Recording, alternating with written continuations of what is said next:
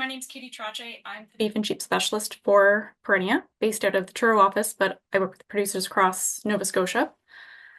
Um, so this session, as I mentioned previously, it was originally done in person. Um, and we did a series of workshops last fall that it was meant to build on. So last fall, we did 6 workshops based on benchmarking and using your on-farm data. So the first 10 or 15 minutes of tonight's talk is going to be a refresher on that. So there might be some people who have joined tonight who will recognize that. So it's not going to be the same info. It's just kind of a catch up. And then the bulk of tonight's presentation is going to be on how to use your own data to make decisions this winter in the case that you are short of feed. So I do want to just make a note, when we put this together, it was for kind of the October, November time period when people weren't as deep into their feed shortages. So I feel like most people tonight have a pretty good idea of where they are standing. Also, if you have put questions in the chat, I can't see questions. If you put them in the Q&A, I can't see those afterwards, but we'll go through everything at the end and we can have a discussion then. So I would have done this in person, but just based on the nature of Zoom, rhetorical question to start you off: how are management decisions being made on your farm? So just something to think about. So think about things like if you're using pen and paper to keep your records, if you're using a program maybe that generates data for you, who are the people who are the decision-making players, and that kind of thing. Kind of both big picture and small day-to-day stuff. So there was a study that was done just over 10 years ago now, and they were looking at beneficial business practices on Canadian farms. So they were looking at all different types of farms, different farm sizes, and they were looking at how these business practices impacted these farms. So one thing that they found, didn't matter what type of farm it was, didn't matter what size of farm, farms who were actively engaging in these management activities, they ended up having stronger financials than farms who did not, who are making more reactionary decisions. Something happens, and then they make a decision kind of in response to that. So the bottom line was that kind of that proactive decision making ends up being more profitable. So when we originally did this, kind of the part 1 of this record keeping and benchmarking, the big thing was why monitor your cow herd, or one of the big things was why monitor cow herd productivity. So if you have a set number of things that you're recording from year to year, it allows you to identify issues that might creep over time, or not issues, or just to be able to see these trends over time. I feel like when you're farming and you're kind of in that day-to-day headspace, it can be difficult to see kind of over a 5-year or a 10-year period where things are going. So maybe your weaning weights are going down, and it can be kind of hard to see every year. But if you are able to take that step back and kind of look at things, it's a lot easier to see that way. Also, knowing what your baseline productivity is allows you to identify what your strengths are, so what you're doing really well, maybe what those areas of improvement are, what's that kind of low-hanging fruit that you can go after, and it allows you to set some goals. So benchmarking is very similar to this. It's not the same thing, and I feel like there's a little bit of miscommunication in terms of what we mean when we talk about benchmarking. So what we mean is we're looking at common definitions, common calculations, and interpretations so that you can make comparisons, like direct comparisons, apples to apples. So you can compare your data to your next door neighbor, or you can compare to somebody in Alberta, or the Atlantic beef industry, or the Canadian beef industry as a whole, because you are kind of speaking the same language. So again, your herd management strengths and weaknesses, it's easy to see it in a different context. and allows for conversations. If your neighbor might be doing something really well that you've been working towards, can have the conversation to get some ideas of how to improve your own management. The big thing is that this kind of thing, being able to look at data and see kind of where you stand, it's going to enable and promote a more proactive management versus reactive. And I just want to say here too that one comment that I got quite often when I was doing this is that it is hard to fit yourself into a box when we're talking about benchmarking, because everybody's system is different. You've got different calving seasons, different calving like windows. You're targeting different markets, so it doesn't fit that neatly. But the most important person that you should be making direct comparisons to is yourself last year, and making sure that you are seeing that improvement, you're working towards that goal that you want to be. So when we're talking about this, the quality of the data that you're using does matter. So if we're looking at data to make decisions, turn information into actions, it's really important that the data that you're using is accurate and up to date.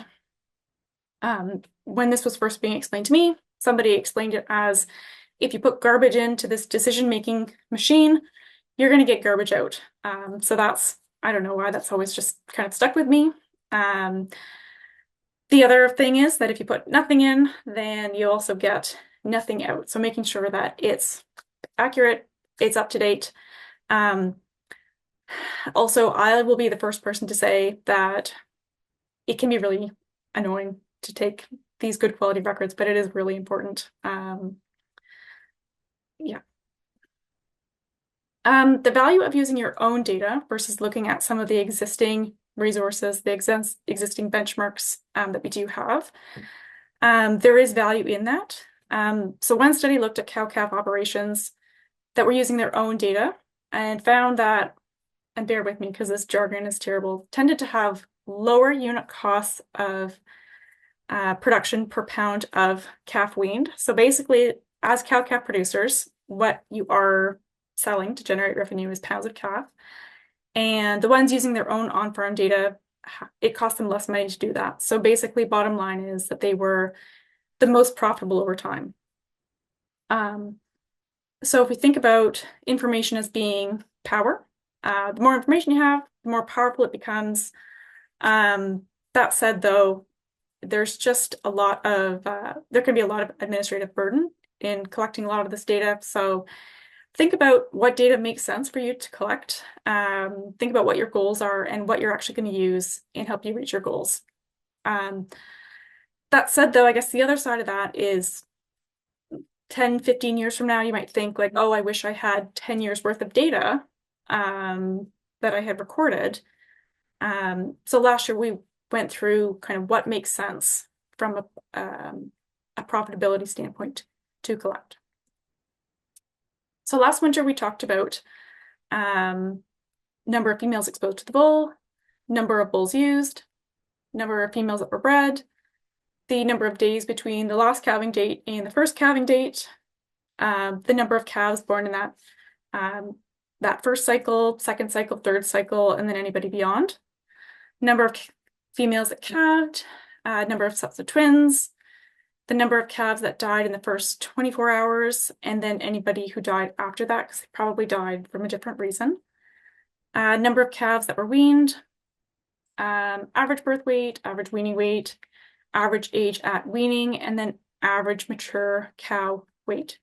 So it is a lot, but it's not anything that's particularly that difficult to record for the most part. Some of it might be a bit of a challenge if you don't have a set of scales, for example. But from this, we can calculate all sorts of things, and these are going to be directly linked to profitability. So we can calculate conception rate, cow to bull ratio, length of calving period, calving distribution, so that's how many calves born in the first heat cycle versus beyond, abortion rates, calving percentage, calf loss rate, weaning weights, the pounds of calf weaned per female exposed. So this is looking at that total calf crop, what that total weight is, and then we're going to divide that by the number of females that were exposed to the bull. Because if we think about not all cows calved, but we still had to feed them. So we're just kind of allocating those pounds to those females because they still have a feed bill associated rather than the cows who calved. Adjusted weaning weights, average daily gains, and then the average weaning weight as a percent of the mature cow weight.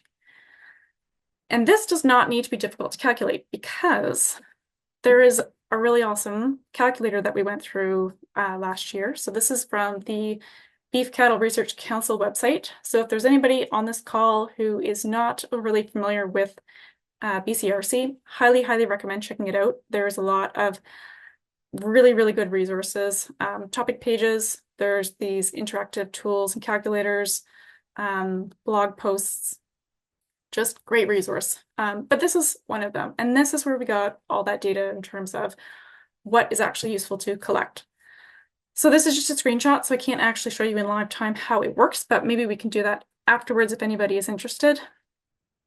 Basically, there's on the page these yellow boxes where you type in your own data. So that is, let me see if I can go back here.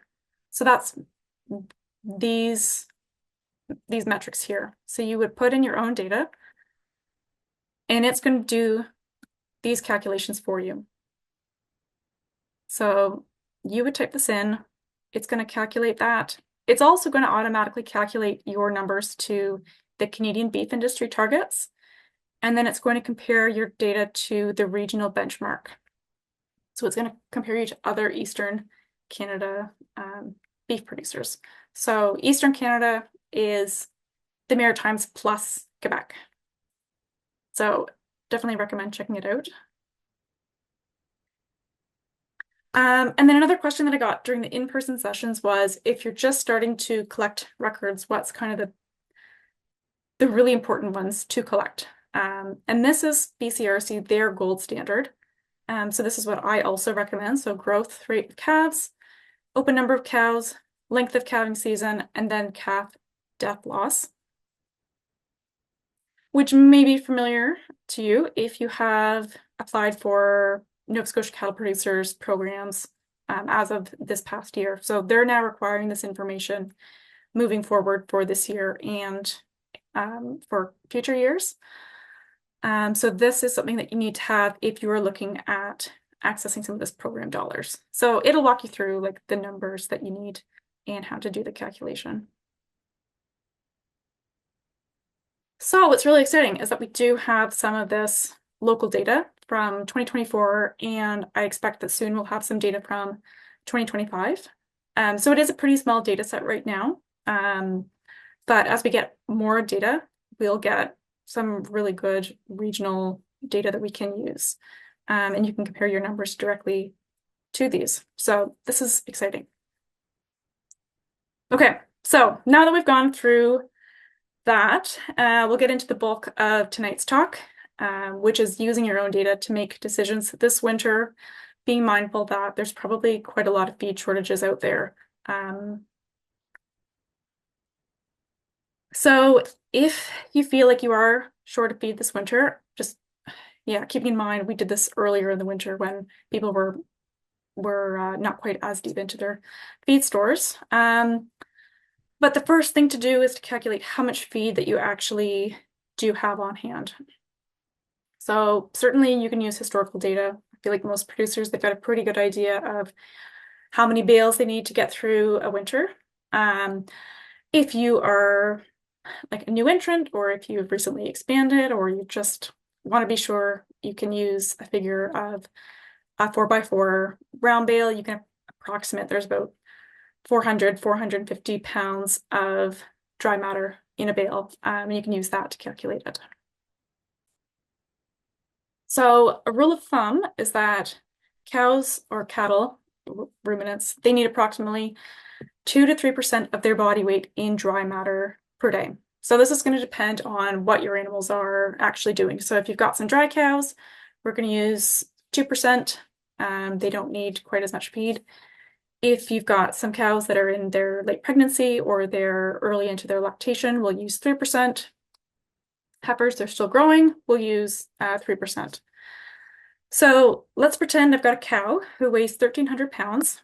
So if I was going to use, let's say 2.5%, so this is how I would calculate that. So I would just multiply 1,300 pounds by 2.5% to give me 32.5 pounds of dry matter per day. So this is how I can figure out, okay, how much my cow is actually going to eat. And if I've got 30 pretend cows, I'll times that by my 32.5 pounds of dry matter. So I know that I can expect my herd of 30 cows to eat just under 1,000 pounds of dry matter per day, so 975 pounds. If you're not sure how much your cows weigh, if you have shipped cows to the stockyard in the past, you can have a look at your slips, and there will be a weight on there that you can use as a rough estimate. So this way you can calculate what your herd needs daily, and then you can multiply that by how many days on feed. So this is how I would do it if I was going to calculate this out. I'd look at the different types of animals I have, because my cows are not going to eat the same amount as some heifers I have. We're not going to eat the same amount as my herd bull. So I've gone ahead and I pre-populated that daily intake. So this is that 2 to 3%. Okay, so this is it populated. I don't know if you can see my mouse here. It'll be a lot easier if you can, but I'll just kind of walk through this here. So I'm pretending on my farm, I've got 30 bred cows. Average weight of my cow is 1,300 pounds, and I'm going to use that 2.5%. Okay, so I'm just multiplying across. So 30 times 1,300 times 2.5%. So my cows are going to eat 975 pounds every day. And then if I figure that they're inside from November till mid-May, that's 6.5 months. So that works out to around 195 days inside. So I'll just multiply 975 by 195 days, and I get this terrible big number. Okay. And then, so that's in dry matter. And then I know that bales roughly weigh 900 pounds, have 900 pounds of dry matter in them. So I'll just divide this great big terrible number by 400 pounds, and that gives me 475 bales. And then I would do the same thing for the next group. So if I've got 4 bred heifers I'm keeping back, they weigh 900 pounds on average. I'm going to figure, and they're heifers, so they're still growing, so they're going to eat a bit more than some of my mature cows. So I'm using 3% as their daily intake. So I'll do 4 times 900 times 3%, and that gives me 108 pounds that my 4 heifers will eat per day in dry matter. So that's if all the moisture is taken out of that feed, if that's what dry matter means. And then same thing, I'm going to multiply 108 pounds by 195 days to give me just over 21,000 pounds. Divide that by 400 pounds that's in my average bale to give me 53 bales. Okay. And then same exact thing, just multiplying across for my herd bull. I'll add all these up, and that's going to give me 546 bales. And then I'm going to want a buffer. I'm going to want a little bit more than this so that I feel comfortable as we get close to the end of winter. So that's how I would figure that out. So if I went through this and I thought I'm going to be short on feed this winter, the big question is, am I going to better off to sell some cows or buy more feed? So if you're coming up short, this is the time to be scrutinous. Take a hard look at your herd and who's worth it to carry through over the winter. So if I had an open cow, I did not know that she was open, I'm feeding her as if she's a bred cow. From November until mid-May, she's going to need nearly 6,000 pounds of dry matter in feed. So if we're doing that bale math again, divide that by 400 pounds that's in my bale. So that's 15 bales that I'm going to be feeding this cow who is open. 65 dollars a bale is I think it's probably on the low end of what bales are going for right now. but it works out, it's just under $1,000 that I'm feeding this cow, and she is open. Preg checking, I know it's not charged by a per head basis. Your vets are going to charge by an hourly rate and cull fees and mileage, but I talked to our provincial vet, and she figured that if you do the math, break it down, it probably works out to about $5 to $10 per cow. So that is pretty cheap insurance compared to $1,000 feed bill for a cow that is open. So preg checking is, even if this number is ludicrously low and it costs way more than that, it's still chances are it's quite a bit cheaper than feeding that open cow. So I guess I really like charts and examples. So we'll work through this one again. So now I'm going to pretend that I've got 25 mature cows, and I figure it's probably going to cost me around $1,000 to feed each of them through the winter. I know from my records that I generally have about a 90% calving rate. So this actually is from that regional benchmark that came out looking at Eastern Canada, so Quebec, plus the Maritimes. This is our regional benchmark, so 90%. So I can reasonably expect that I'm going to have 23 calves that are born, and I'm probably going to have 2 open cows. So this would be my total cow feed cost here, so just over $24,000. And then my cost to feed those 2 open calves that I realistically probably have, I just don't know who they are. It's probably going to be $2,000. The other thing you have to consider is the opportunity cost of if you ship those animals now. So not only do you get the cost of those cows, you get money for those cows, plus you save that. So I'm figuring that, and this might be on the low end too, but I figured that salvage value for that cow would be $2,400 plus the feed bill. Okay, so I actually would be saving $3,375 per cow.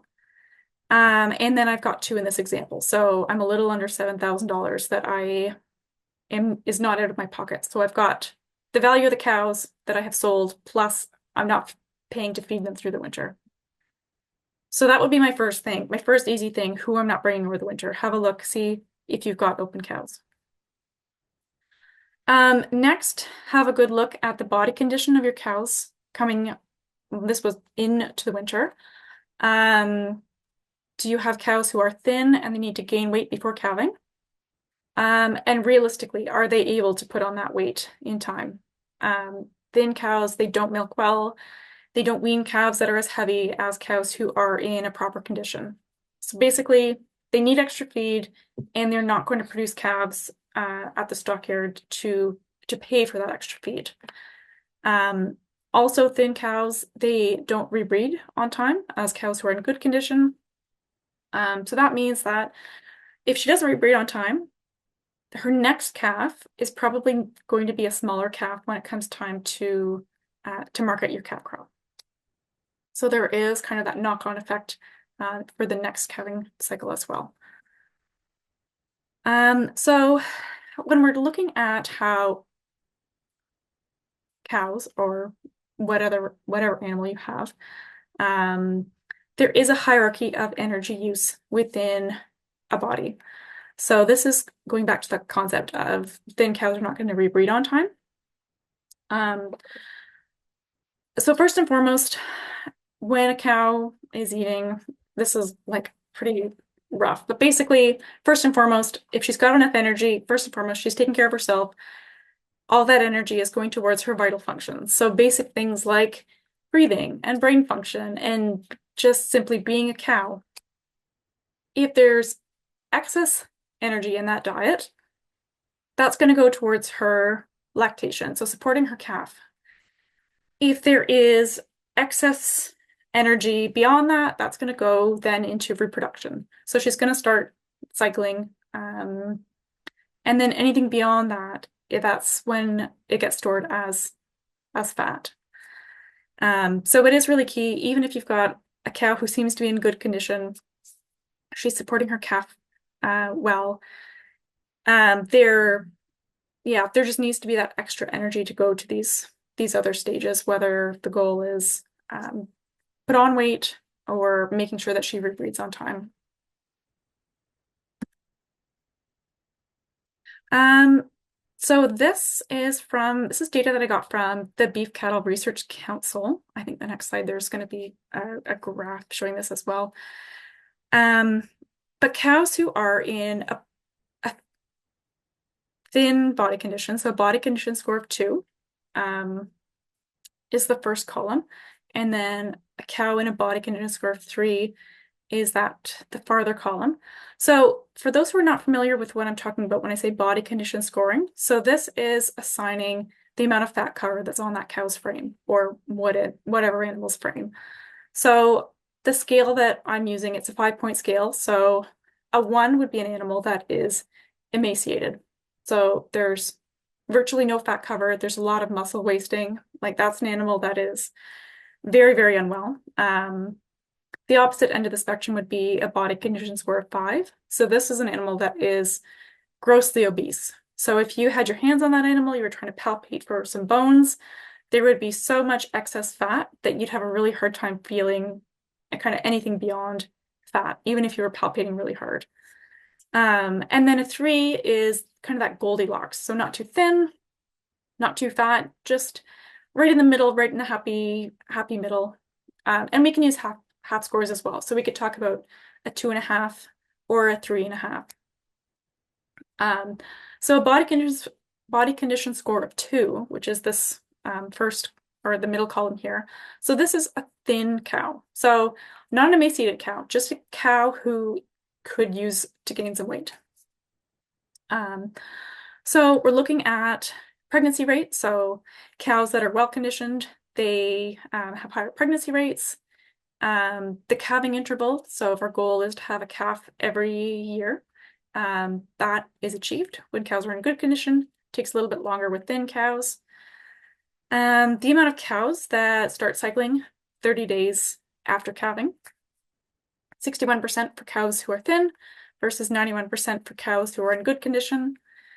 And then this is kind of interesting to me. So the amount that are showing estrus 60 days post-calving, we've got 91 here and 92 here. So it takes almost double the amount of time for thin cows to show that same response.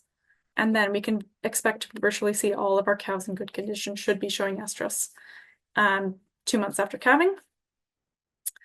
Thin cows, they wean lighter calves. Their calves do not grow as fast on a daily basis as cows who are in good condition. Risk of abortion is higher in thinner cows, and then the risk of severe dystocia, so severe or difficult calving, is higher in those thin cows as well. They've got less energy reserves, tends to take longer during calving, so that calf, when it does hit the ground, it doesn't have the same vigor. It's been a more difficult calving, can be harder to get it off to a good start. The other thing is that thin cows, they tend to not produce as good quality or as much milk as cows who are in good condition. Yes, so this is the graph I was thinking of. So this kind of illustrates from a profit standpoint how it really pays to make sure that cows are in good condition. This might not be the year to look at those thin cows and say, okay, I'm going to put a lot of groceries into you if not everybody is going to stay.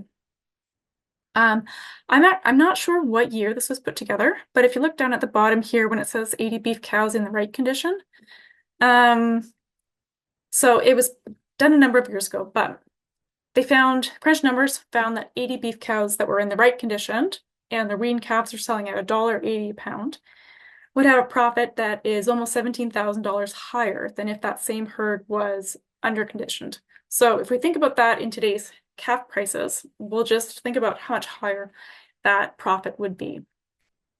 Okay. So I've looked at open cows. I've looked at thin cows, who was worth it to feed over the winter. Then I would have a look at weaning weights. So looking at what your average weaning weight is for your calf crops. So we're looking at the total number of calf pounds weaned divided by the number of calves that were weaned. So as cow-calf producer, the income that you generate is directly related to the number of pounds of calf that you produce and sell. So it's really important, like this is a really big thing. Having good records is going to allow you to look at opportunities to improve these weaning weights. Because a lot of things can play into it. So you could look at your calving distribution, your weaning protocols, the genetics, pasture management, all these things can impact that weight of your calves when you go to market them. And this can kind of narrow down kind of where those opportunities are to improve them. So for your farm, have a look at your average weaning weight and then look at the calves that were below that. So this could be from the last group that you sold. And then have a look at who were the mothers of those calves that were below that average weaning weight. So if you've got cows weaning light calves with a body condition score of 3, I would scrutinize them strongly. My big question would be, why is she weaning a light calf if she's in good condition herself? If you have a cow who is currently in poor body condition, who is historically has weaned light calves, then she would be next on my list. So would not pass go. Next, I would have a look at calving intervals. So I would see which cows are calving during that first 21-day cycle of the calving season. Who's calving day 22 to 42, who's calving day 43 to 63, and then anybody beyond. So if we think about the time that those calves are alive and have time to grow up till marketing, if you've got cows who are calving months after the rest of the herd, they're going to have smaller, lighter calves to sell at marketing. This being said, if you do have some heifers who are not calving kind of in the first 21-day cycle or second, they can be given some grace. Again, another great graphic from BCRC. Each time a cow is not bred during that 21-day heat cycle, it can end up costing between 40 to 50 pounds of weaning weight. So going back to those regional benchmarks, 52% of calves in Eastern Canada are born in that first cycle.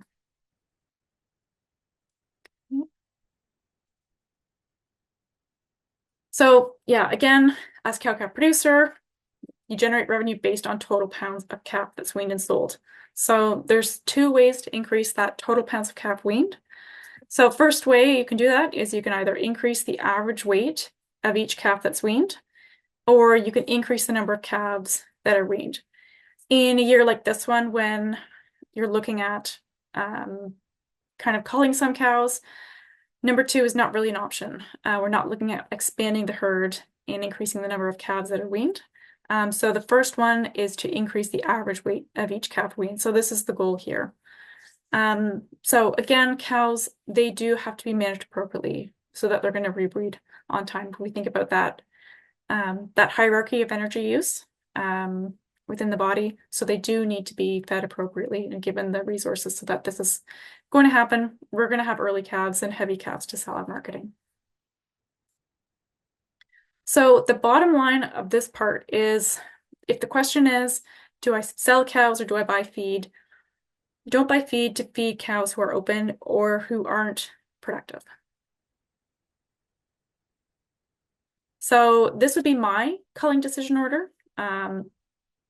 First would be open cows. Then it would be thin cows with historically light calves. Then thin cows in general. Then cows who are on the tail end of the calving interval, so ones who are calving months later than everybody else, and they've got light calves when you go to sell them. If you have cows you just simply do not like for whatever reason, if she's got a bad attitude, if she consistently gives you problems at calving time, good opportunity to make your life a little bit easier. If you've got cows who are in good condition, they are calving on time, but for whatever reason, they're still weaning live calves, that would be the end of my list there. Okay. So the goal here is to optimize the feed that you already have. So limit the amount of feed that you're buying in. There's really not a lot of good quality feed that's out there right now. So if you can make the best use of the feed you do have, that's the goal here. Also, by doing this, like it's tough to do and do these culls when you have to, but you are setting yourself up for improving your herd performance and profitability for the future. And also reduce headaches if you've got those cows that just make you a little bit miserable. Okay, so that's the first part. Second part that we're looking at here, if you do have a feed shortage, but always a good thing to do actually, is to create a feed budget. So if you've heard me talk about this before, if you heard me talk before, you have probably heard me talk about feed budgeting because it's just such a good thing to do, kind of regardless of what the year's been like. So a feed budget is a plan that you make in the fall before you start feeding out your different cuts or different forages to make sure that your stored forages are going to be used as efficiently as possible over the coming months. So it's best to do it in the fall, but you can do it at any time if you've never done feed sampling before. Still can certainly do it now. And the goal is to assign a best use to each cut of forage that you have. So we're looking at per cut and per field is how I like to separate things out. So feed budget identifies and saves your best forages for more demanding periods like late gestation and lactation and heifers. It's going to identify what's your lower quality forage so that you can feed that out during a less demanding time, like when you've got some dry cows. So the goal here is to prevent your best quality feed from accidentally being fed out during less demanding periods. Because then you might have to supplement that lower quality feed during those more demanding periods. So if you accidentally feed out your best feed at the start of winter, then you get to calving and you've only got, this lower quality stuff, you're going to have to supplement that, which is can be more difficult and more expensive to make up for that lack of energy or protein in the forage. So basically determining kind of what's the best use for each cut of forage. The goal is to save you money in the long run. And forages are not all the same. So you certainly can come up with a feed budget just kind of based on knowing the timing of cutting, like historically how your animals have done on feed that is similar.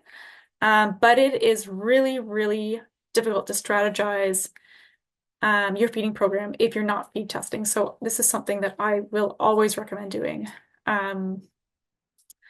It was probably 4 years ago. We did a workshop across the province where we had, I think it was 8 different types of forages from across the province in person. And we had information about the species, the time it was cut. Producers, they were able to open the bags, have a look at the forages. And the objective was to rank what's the best quality to the worst quality forage. And we did this 6 times across the province. And kind of the ends of the spectrum was most people were able to get that. So we had some like really good dairy quality silage. Most people were able to say like, this is the best. And we had some like really crappy stuff. And most people, it was just stem basically. And most people were able to say that that was the worst. But there was a lot of middle ground in there. And we didn't have a single person from across the province who was able to say, based on looking at the feed, knowing some things about it, the best to worst. So it really, I think, illustrated that there's a lot of value from sampling your feed, sending it to the lab, and seeing how much energy is in there, how much protein's in there, how digestible it is, the vitamins and minerals that are contained, that sort of thing. So definitely always recommend doing it. The other part of feed budgeting is knowing what your animals actually need. And it's not static. They're living things, they're doing work for us, and they've got nutritional requirements that are changing throughout the season depending on what's going on. So their nutritional requirements are going to be influenced by things like when you're calving, if you're calving in the winter or if you're calving in the summer on pasture, the body condition that they're currently in or you would like to see them in, the stage of production. So if they are like early gestation, late gestation, in their early lactation, the time of year or the environment that they're in. So if you've got them outside versus in a barn, and then the maturity of the animals. So heifers will need better quality feed than your mature cows, for example. And these are all things that we know. So this book in real life is just like this horrible, like ginormous thing, just full of charts of every different type of animal that you could imagine and how much protein, energy, macro and micronutrients,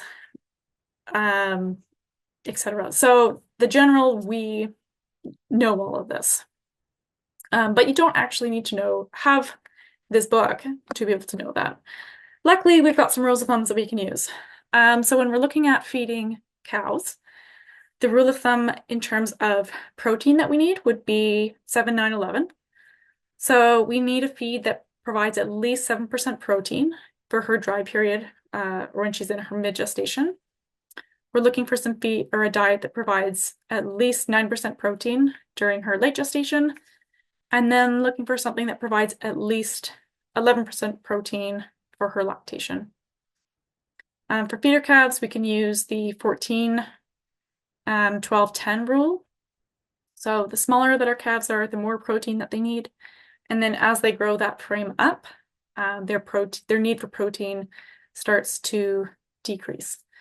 So these are a rough rule of thumb. So they're not a hard and fast rule. So this is based on like a cow who is in good condition, like she's not thin, she's ideal.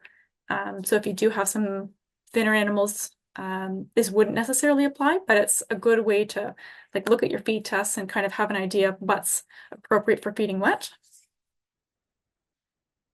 Rule of thumb for cows' energy requirements would be 50% TDN. So that's what's probably going to be written on your feed test. Stands for total digestible nutrients. So it's not like a perfect example of energy, but it's close enough that that's what people will use. So we're looking for 50% energy for her dry period, 55% energy for her late gestation, and then 60% her lactation. So when you're looking at your feed test, it'll tell you the protein content. You can look and compare, do I need 7, 9, 11? And you can see kind of where that falls. And then you can also look at the TDN and you make that direct comparison. And also, if you ever do get some forage samples sent off and get the test back, and you're not really sure how to read them, like I am always happy to go through those with people or help you figure out kind of what you need to supplement if you have to do that. So again, this rule of thumb, the 50, 55, 60, is a rough guide. It's not going to apply to every situation, but it's certainly useful.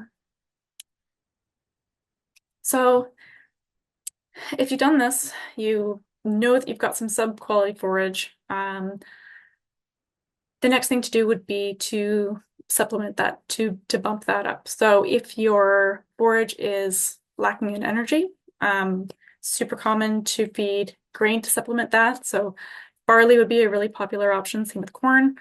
Oats and wheat totally can use those as well. You can also look around for some opportunity feeds. So this was a farm that had some access to some expired bread products from the grocery store. So that is like candy to his cows. You could also see if there is a brewery or a distillery that has some spent grains that you could access, or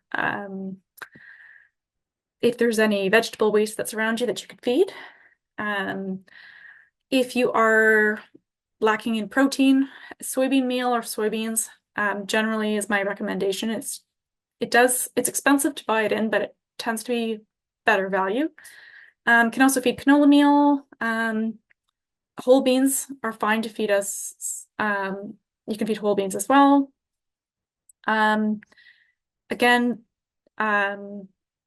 spent grains or dry distillers grains. something that you can feed. There's a bit of variability in terms of like how much protein is actually in there. So if you do have access to some of these opportunity feeds, I do recommend sending it in, getting a sample, finding out what protein is actually in there or how much energy is actually in there. And then kind of regardless of the situation, I always recommend supplementing with a vitamin and mineral premix as well. So usually this is a commercially prepared loose mineral, whether it's a block or a tub or loose mineral. I know there's some people on the South Shore who have been pretty happy with kelp as well. I don't know if I would use kelp to completely replace a commercially made package, but it's another option you could offer as well. A couple things I've heard this year, some people, they don't have a setup for feeding grain, although they'd like to if they're like wintering outside, for example. A couple different options that you could look at. There's these 3-in-1 or advantage feeders that you can use for feeding grain on pasture, for example. So it does restrict the amount of grain that your animals can get at. Another option would be, and they can be kind of an expensive way to go about this, but these protein tubs. There's been some interest in that as well.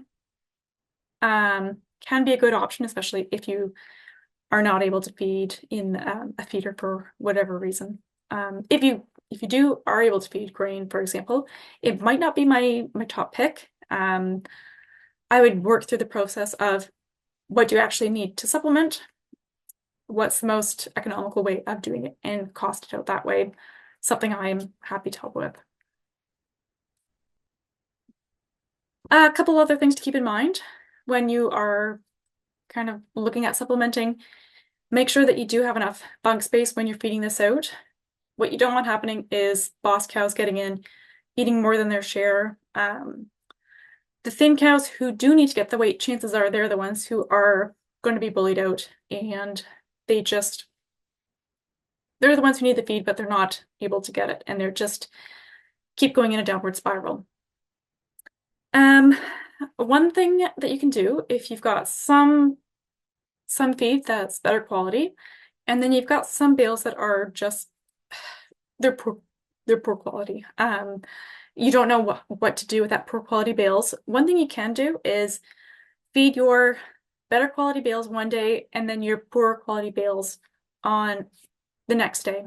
At the research farm in Japan, they tried feeding a good quality bale and a bad quality bale on the same day. And one thing that they found was that the cows would go and they would eat all the good quality bale and then they would just trash the poor quality bale and waste it. Whereas if you do it alternating, then they don't really have the same option to do that, and they're a little bit more willing to eat the poor quality bales.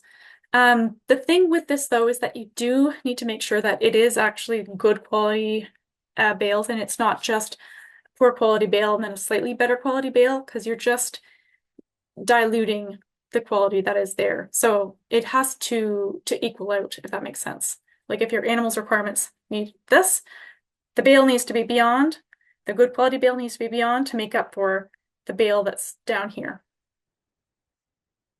Another thing I'll caution is if you do have moldy feed in your limited feed and it's a little bit tempting to feed that out, I would really, really caution against that. You can end up creating more issues that way, like abortions, for example. So I would not chance that. And then you could also consider looking at feeds that you haven't considered before. Straw being an option. Corn stover. This is something that they fed a lot of in Ontario. So whether there's some in a field that you can get out and graze that, or that can be baled as well.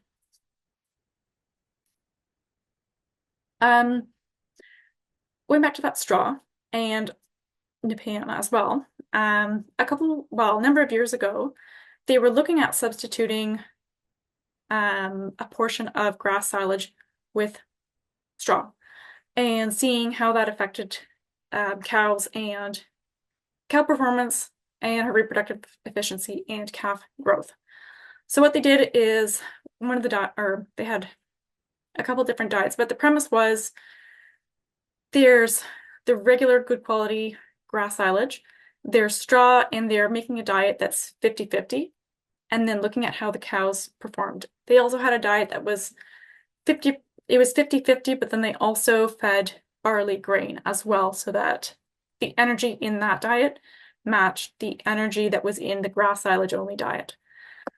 So what they found was that if they were feeding that 50-50 grass silage and straw, but they weren't supplementing the barley grain, cows' reproductive efficiency suffered, but calf performance did not. So calves grew as normal. Cows were not cycling normally. So if we think about that hierarchy of energy use, what was probably happening was that there was enough energy in this diet that the cow was able to maintain herself, and then she was able to maintain her lactation, but there wasn't enough to get to that reproductive step there.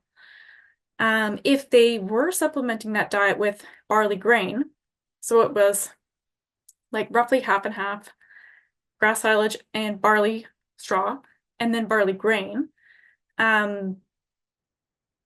both the reproductive efficiency and calf performance was adequate. So cows were cycling normally, calves are growing normally. So you could certainly look at feeding straw, but make sure that you're supplementing something, not necessarily barley, but something to make sure that the energy content is enough that your cows are going to be cycling normally as well as have good calf growth. And then I will just caution here, even though it's been a really dry year, we are still seeing some mycotoxins in grain. So if you are looking at buying some cheap grain, test it before you buy it. It's pretty cheap insurance, and it can save a lot of issues down the road. Basically, the long and the short of the discussion is don't buy feed to feed open or unproductive cows, and strategize what you do have. Okay, and that's it. So now I'm going to try and figure out how to get through the questions. Oops. How do I stop sharing here? Okay. So I see there is, oh, I had an hour ago. Hard to hear sometimes. So unfortunately, I could not see that. So I hope that that was okay. Any questions from anybody? Okay, sounded okay as it went on. Okay, great.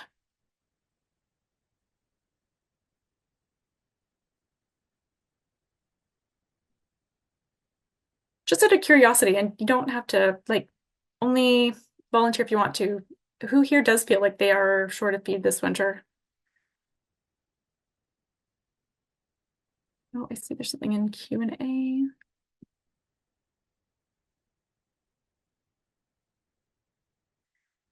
Yes, so I see there's a question here. You had urea as a source of protein, and you're right, I did not elaborate. So urea is a source of non-protein nitrogen. So it can be very tricky to feed, and I personally am not, like, I don't have experience feeding it. If somebody was interested in feeding urea, it is something that I am happy to help them find more information on. It's really important that there is enough energy in that diet, so that that conversion in the rumen can happen. So if it's something that you want to learn more about, you can send me an email afterwards and we can talk more about it.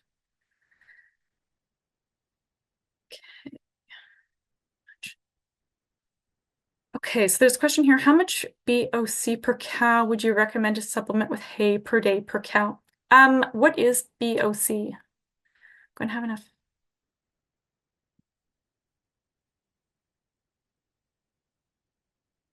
Barley, oats, corn. Okay.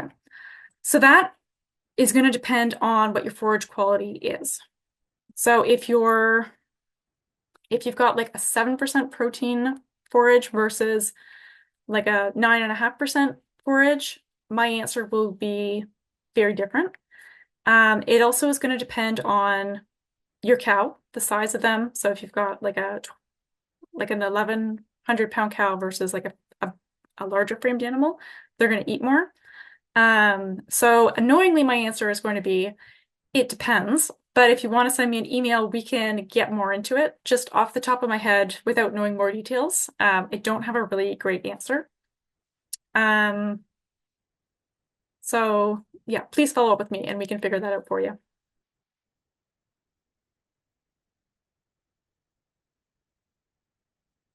We've been buying a large quantity of hay to reserve our own inventory. Okay, we've got two more.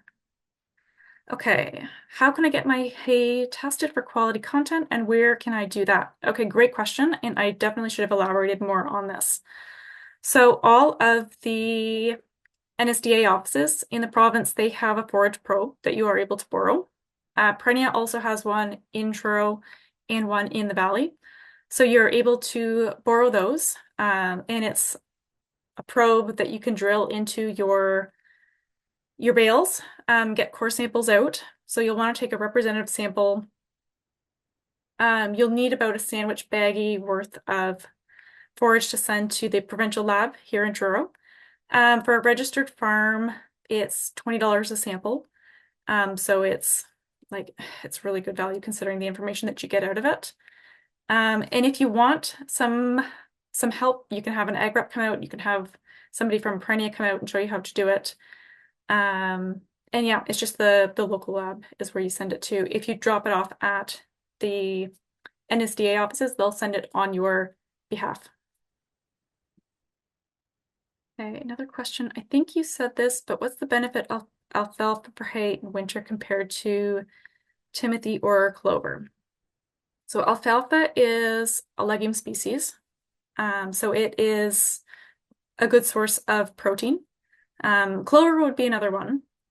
So timothy being a grass, if you cut it at the right time, it can be a good source of energy. I would never consider like timothy to, doesn't matter what time you cut that at, to be a good protein source.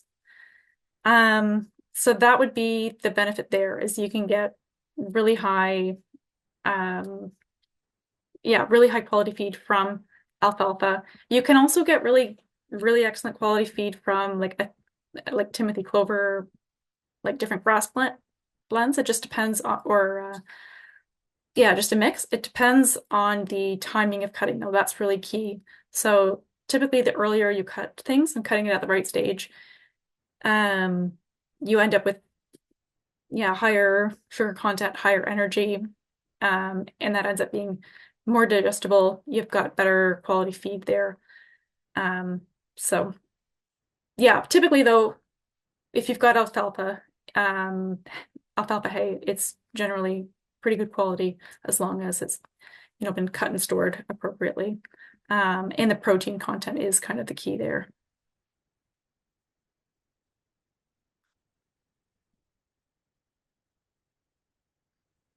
Okay. Any suggestion on best type of mineral lick in drought conditions when on pasture? Should they have higher protein type blocks? Um, as far as if it's just, well, yeah. So there's like straight mineral blocks, but then there's also the ones with protein in there. So if they're out on pasture and pasture is really lacking, that can be a good way to supplement that. Yeah, but it's definitely not be all end all. Like if your animals are out on pasture and it's not something that you want to do, it's not like something you necessarily need to do. Um, yeah, I hope my answer makes sense as well. Yeah, it depends on the quality of the pasture there. Uh, okay. Producer from Alberta was unable to purchase hay for the year 2024. Purchased straw and supplemented with protein tubs. Would this meet the requirements of growing animals or pregnant cows? So I'm going to say straw is probably like 6%. This would be an expensive way to do this. So I'm going to say straw is probably like 6% protein. And for pregnant cows, thinking of this 9 or 7, 9, 11 rule of thumb. So I'd be looking at 9%. So I need a way to bump up the protein from like 6% to 9, which is actually quite significant. It might only sound like it's 3%, but it is actually quite a lot. So it would be expensive. I'd also be concerned about how much energy is actually there, and um, I think I would be more inclined to look at grain, like looking at feeding like barley and soybeans, for example. That I wouldn't jump straight to protein tubs just because they are not the most cost-effective way to do it. But if this worked for him, then that is great because that is a really tough situation to be in. Um, I missed this here. Would this meet the requirements of growing animals? That's not an ideal situation to be in at all. You definitely want much higher quality for growing animals. And I can't see that being a situation that's going to work out well when we're looking at like younger, like calves or feeders. Yeah, it wouldn't be my choice at all. But yeah, sometimes people are just in a pinch.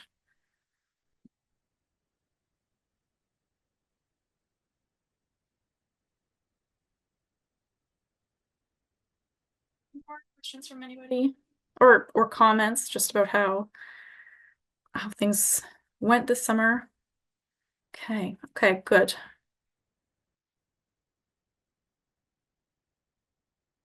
And also, like, if you've got questions you think about, like, later tonight or tomorrow, or you think of some resources that would be useful for Perinia to put on, please feel free to reach out, send an email or call. We're always looking for different extension ideas, or if there's more information that you need, we're happy to help. So yeah, if something you haven't thought of tonight that you want to need more information on later, just please reach out.